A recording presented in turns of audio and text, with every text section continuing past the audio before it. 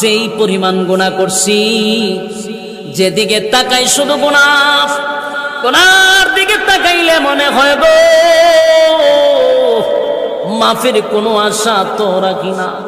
আপনার গুনার উপরে আপনি নিজেই যদি লজ্জিত হন, আর যদি একা একা চোখের পানি ফালায়া দিতে পারেন, নিজের গুনার উপরে যদি নিজে লজ্জিত হইয়া মালিকের কাছে চোখের পানি ছেড়ে দিয়া বলেন, আল্লাহ আমার গুনার উপরে আমি লজ্জিত, আল্লাহ আমার গুনার উপরে আমি লজ্জিত।